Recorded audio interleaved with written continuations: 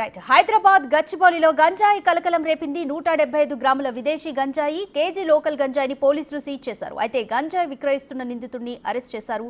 Software engineer గా చేస్తూ శివరాం గంజాయిని విక్రయిస్తున్నట్లుగా గుర్తించారు. బెంగళూరు నుంచి గంజాయిని తీసుకొచ్చి హైదరాబాద్ లో విక్రయిస్తున్నట్లుగా పోలీసులు చెప్పారు. ఇక పరారీలో ఉన్న మరో సాఫ్ట్వేర్ ఇంజనీర్ అజయ్ కోసం గాలింపు కొనసాగుతోంది.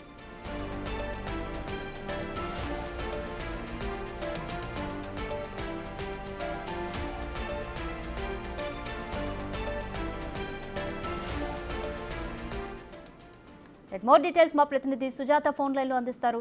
సుజాత, గచ్చిబౌలిలో అయితే గంజాయి 175 గ్రాముల వరకు విదేశీ గంజాయిని పట్టుకున్నారు. ఇద్దరు సాఫ్ట్వేర్ ఇంజనీర్లు కూడా ఇందులో ఇన్వాల్వ్ అయినట్టు తెలుస్తుంది. కంప్లీట్ డీటెయిల్స్ ఏ విధంగా ఉన్నాయి?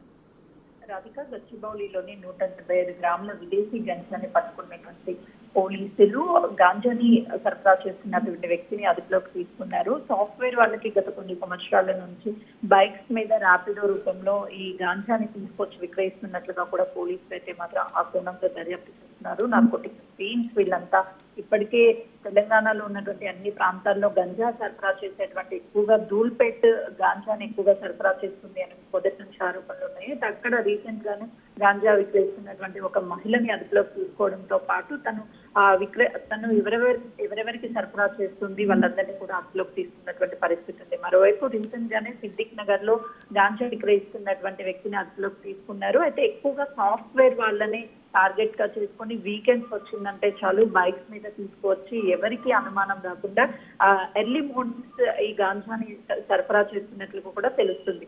అయితే ఇప్పటికే ఈ గాంజా ఎవరెవరికి సరఫరా చేశారు అనే కోణంలో విచారణ చేస్తున్నారు. ఒక వ్యక్తిని ప్రస్తుతం అదుపులోకి తీసుకున్నారు కాబట్టి మిగతా వ్యక్తి ఎవరు ఏంటి, ఇప్పటి వరకు ఎంతమందికి సరఫరా చేశారు అనే విచారిస్తున్నటువంటి పరిస్థితి ఉంది. రాధిక, మొత్తానికైతే మాత్రం విదేశీ నుంచి తీసుకొచ్చినటువంటి గాంజా అని చెప్తున్నారు. ఈ గాంజా 175 గ్రాములు అని అంటే ఎంతమందికి సరఫరా చేయడానికి తీసుకువచ్చారు ఏంటి అనే వివరాలు కూడా రాబట్టే ప్రయత్నం చేస్తున్నారు.